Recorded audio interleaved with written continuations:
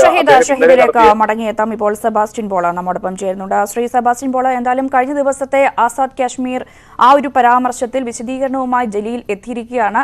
ഒരു തൃപ്തികരമായ വിശദീകരണം അല്ലെങ്കിൽ ഒരു കൃത്യമായ വിശദീകരണം എന്നതിനെ പറയാൻ സാധിക്കില്ല. ഡബിൾ ഇൻവേർട്ടഡ് കോമയിലാണ് ആസാദ് കാശ്മീർ എന്നെഴുതിയത് എന്നായിരുന്നു നിലവിൽ ഇപ്പോൾ ജലീൽ നൽകിയിരിക്കുന്ന ആ ഒരു വിശദീകരണം. എങ്ങനെയാണ് അതിനെ കാണേണ്ടത്? ഈ ഡബിൾ ഇൻവേർട്ടഡ് കോമയുടെ അർത്ഥം മനസ്സിലാക്കി രചയിതാവിന്റെ ഉദ്ദേശം എന്ത് എന്ന് തിരിച്ചറിയുന്നതിനുള്ള കഴിവും പ്രാപ്തിയും ഒന്നും സാധാരണ വായനക്കാർക്ക്, പ്രത്യേകിച്ച് ഈ സോഷ്യൽ മീഡിയയിൽ വ്യാപരിക്കുന്നവർക്ക് ഉണ്ടാവുകയുമില്ല. എന്തിനാണ് ഇത്ര ബുദ്ധിമുട്ടി ചില കാര്യങ്ങളൊക്കെ ജലീൽ പറയുന്നത് എന്ന് മനസ്സിലാകുന്നില്ല. വിവാദം ഉണ്ടാക്കുന്ന പരാമർശങ്ങൾ നടത്തുകയും പിന്നീട് വിശദീകരണം നൽകി അത് കുറെ കൂടി വഷളാക്കുകയും ചെയ്യുന്ന രീതി കുറെ കാലമായി ജലീൽ കാണിക്കുന്നുണ്ട്. ജലീല് വിദ്യാഭ്യാസമില്ലാത്ത കാര്യങ്ങൾ അറിയാത്ത ആളൊന്നും അല്ലല്ലോ.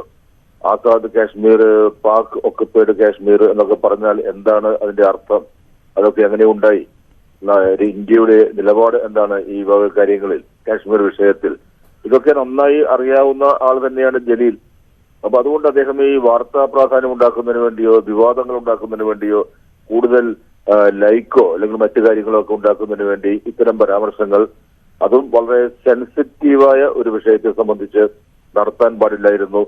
ഡബിൾ ഇൻവേർട്ടഡ് കോമ അല്ലെങ്കിൽ അങ്ങനെ പല ചിഹ്നങ്ങളും ഉണ്ട്. ഈ ചിഹ്നങ്ങളുടെ ഒന്നും അർത്ഥം മനസ്സിലാക്കിയിട്ടല്ല സാധാരണക്കാർ വായന നടത്തുന്നത്.